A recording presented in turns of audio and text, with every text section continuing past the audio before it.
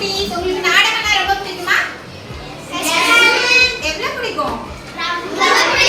ரொம்ப பிடிக்குமா? சரி, ஓகே. இப்ப நம்ம ஸ்டூடண்ட்ஸே வந்து உங்க முன்னால ஒரு நாடகம் போட போறாங்க. என்ன நாடகம் போடுறாங்கன்னு பார்க்கலாமா? எல்லாரும் ரெடியா இருக்கீங்களா? ஓகே, பார்க்கலாம்.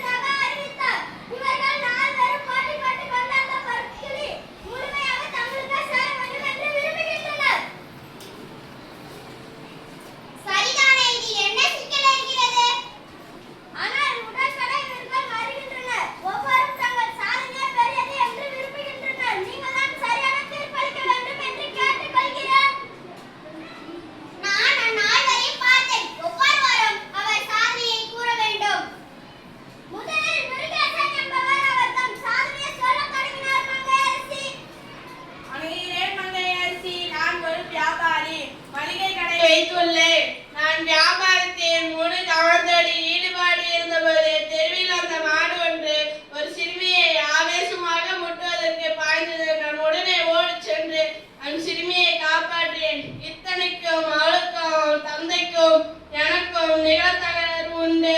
அப்படி இருந்தும் அவளை காப்பாற்றினேன். அதை பார்த்த ஊர் மக்கள் எல்லாரும் என்னை பாராட்டினார்கள். அதனால் பொற்கிளியை எனக்கு தான் கொடுக்க வேண்டும். இப்படிதான் முருகேசன் என்பவர் தம் சாதனை சொன்னார் மங்கையரசி. இரண்டாவதாக கண்ணன் என்பவர் தம் சாதனையை சொல்லத் தொடங்கினார் மங்கையரசி. வணக்கம் மங்கையரசி, நான் தான் கண்ணன்.